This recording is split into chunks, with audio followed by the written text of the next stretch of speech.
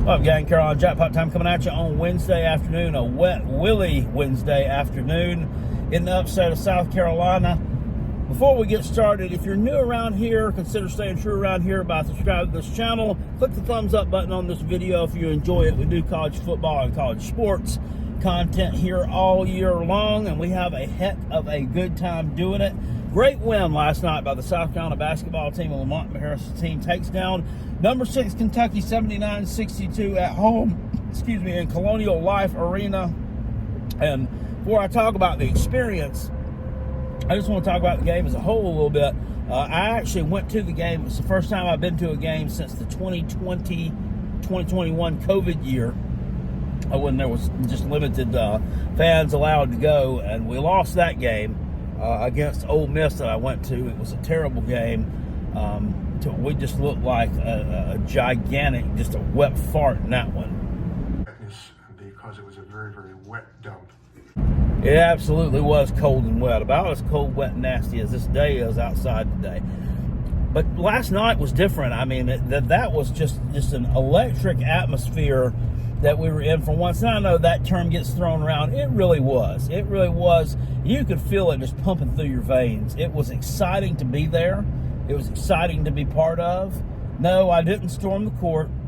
I was in the second row of the upper deck part there, kind of on the end.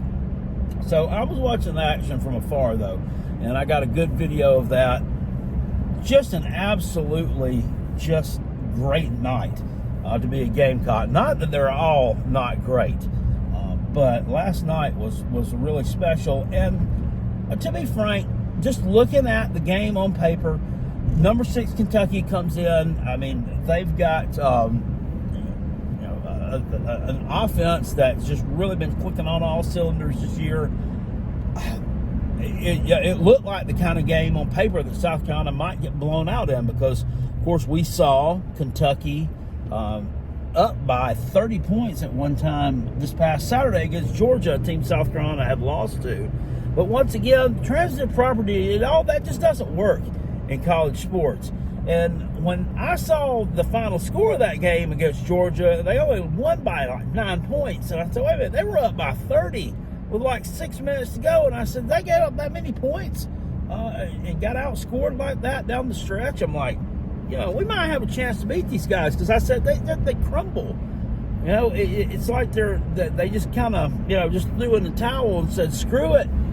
We've got this thing won. So maybe they're a little overconfident and don't give their best effort. I said if they don't get their best effort on Tuesday night, we could get this, and we did. But there's not a team out there that comes in with more prestige if you beat them, or talks more shit when they beat you, that has this fake swagger and bravado than Kentucky basketball, which is consistently ranked among the nation's elite the entire regular season, but does absolutely nothing at tournament time. They haven't won a national championship in I don't know how many years. And just this coach John Calipari, for all his loud pandering and his sideline antics. I don't think guy can coach. I think the game has just passed him by. I think the style of basketball he plays is just not conducive to winning at a high level. He's one of the ones that brings in these guys for 1 year, they're done. But the one and done thing is, you got the one and done in college basketball, plus you got the transfer portal and all that. So, every team that's going to win at a decent level is going to have a totally different roster from 1 year to the next. Having carryover will be a thing of the past. But that was very exciting. I enjoyed being part of it last night. It kind of, in a way, for me, once again, like I say, not putting Kentucky up on some pedestal, but you beat the number 6 team in the country, and you beat them, and with the history that they do have, and I say they hadn't won a national championship in years, and they hadn't. South Carolina's been to a Final Four since they have. Put that in perspective. But it's still a big deal to beat them because of the history that they bring to the table. It kind of, to me, it cured, or maybe not cured, but it it was the scab that kind of formed over the huge gash in my heart and soul that was the football season. Now, I said on here the other day, I made a bit of a video where, I was kind of silly in it, but I also kind of spoke frankly that I'm giving Shane Beamer one more chance. I've really down-talked him a lot. I've given him a lot of criticism. Some of it due, some of it maybe a little bit unjust, some of it maybe harsh. But he's made his decisions. This guy, he's the leader of our football program right now. So if I'm going to pull for our football program, if I'm going to start the season off, I want to enjoy it.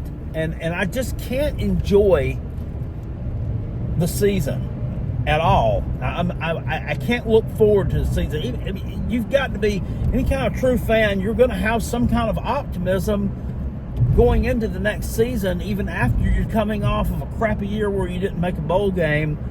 I'm not going to be able to enjoy it if I'm just sitting here constantly just grinding on the gears of the head coach. It's just I can't. I mean, if I start seeing these poor results on the field, and I start seeing these poor in-game decisions and poor roster management, I'm obviously going to start right back in on him again.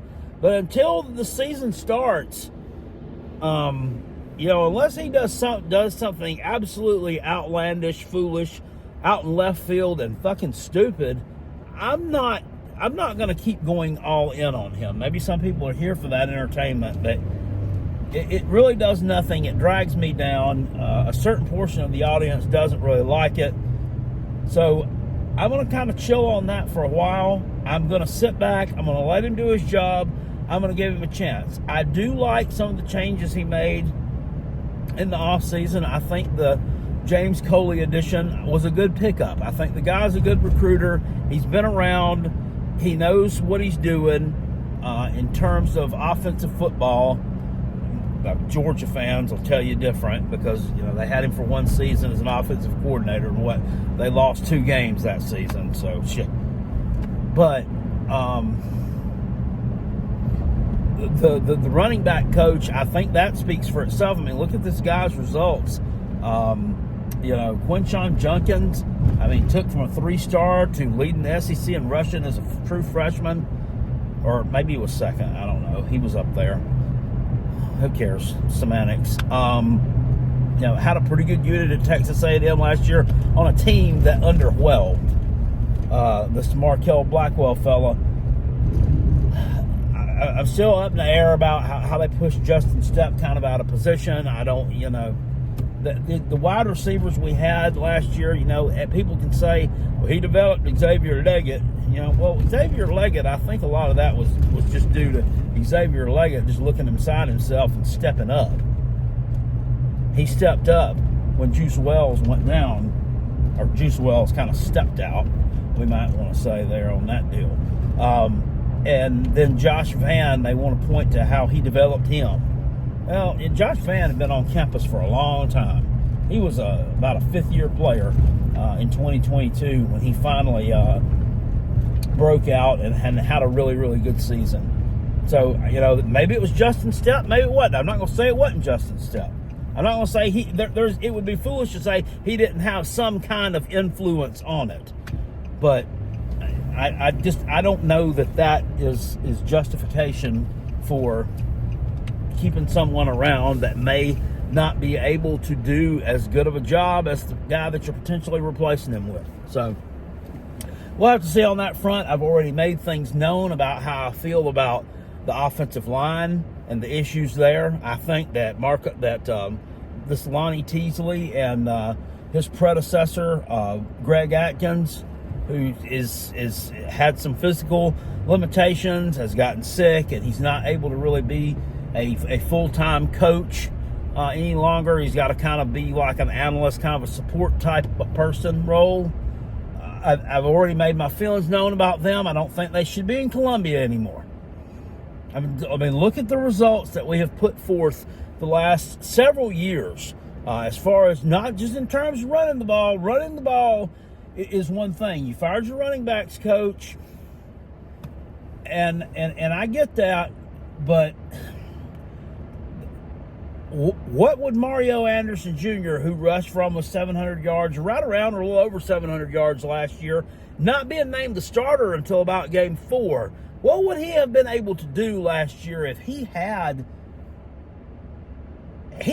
D- line play? He had F line play. Let's go on ahead and say it. It wasn't even a D-. He had F line play. What would he have been able to do if he had just had C or C- line play? Would he have rushed for 1,000 yards? I dare say that he would have. It took a while to get his motor going, but we looked at that Clemson game. You did absolutely nothing against Clemson, and that game was really, really frustrating to me. In that, a lot of us thought against them in 2022 that we'd kind of maybe turned a corner, and we're going to start being able to do some things against them offensively. Because ever since they'd started this run under Dabo in 2015, these ACC championships and playoff appearances, when we met them on the field, you were absolutely able to do nothing offensively against any of those teams, other than, we will maybe say, 2015, when Sean Elliott's team kind of had that second half comeback. You kind of saw something there, but I'm not so sure that Clemson team was as strong defensively as some of the later ones were. In 2018, you did a really good job against a really strong Clemson defense that was putting up some insane numbers that season. Will Muschamp took a team into Death Valley. Will Muschamp and Brian McClendon went up there and put up 600 yards of offense against that team. Now, you still lost the game because you were just out talented on that other side of the ball. But largely, other than that, every one of these games has been, you can't run the ball a damn lick against them. You're getting pushed back. You're either getting negative yardage or less than 3 yards of play when you're running the ball, and then your passing game is suffering too because of it. Your running backs aren't able to. I mean, just really frustrating. Really, really frustrating. So that offensive line deal, like I said, I've already spoke about it. I kind of went into a rabbit hole there. I don't think those guys should be in Columbia anymore, but they are, and there's got to be some reason why.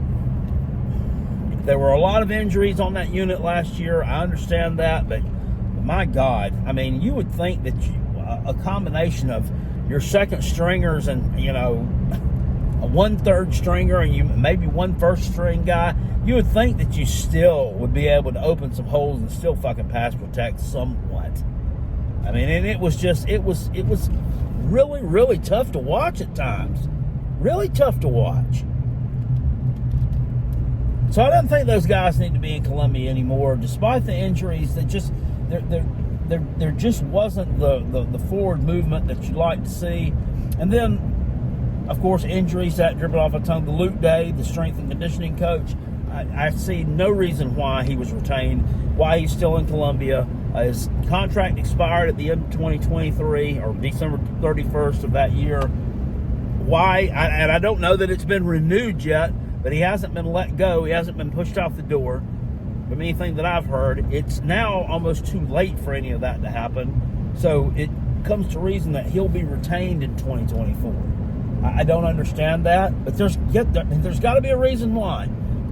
For Shane Beamer, because I mean, and maybe I'm wrong. I mean, maybe he's wrong and I'm right. Maybe everything I'm saying is right, and he really just doesn't know what he's doing. And maybe he did just get into coaching because of his daddy, and maybe he has skated by for over 20 years as an assistant coach and has no clue what he's doing and has just lived off the laurels of being fortunate enough to be surrounded by some really smart people who held him up. I don't know. I would like to not believe that. I would like to not believe that at some point. So this is why I'm kind of chilling out on that for a while, because I don't know the answers to those questions. Now, if we go out there and we're struggling in the third quarter against Old Dominion on August the 31st, I'm going to be beating my head against the wall. I'm going to be screaming bloody murder, and I'm going to be telling you to hang this guy up by his toenails, beat him with a whip, and fire him. But I'm going to chill out on that for right now, because maybe that's a little harsh.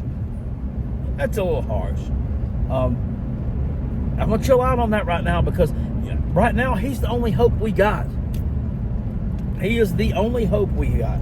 I don't want to see him fail. I want to see him succeed. I want to see him be successful.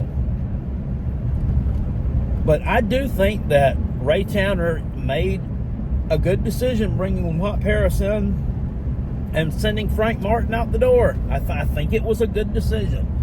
Frank Martin bitched and whined because he had a winning record when he was let go. Well, I mean, you didn't win enough, and you didn't win the way that they wanted to, and you weren't winning the way that's conducive to college basketball going forward and in the future. Yelling at these guys, intimidating them, using these scare tactics. I mean, it's just not. It's just not going to work. I mean, I almost equate it to Dabo Swinney not using the transfer portal.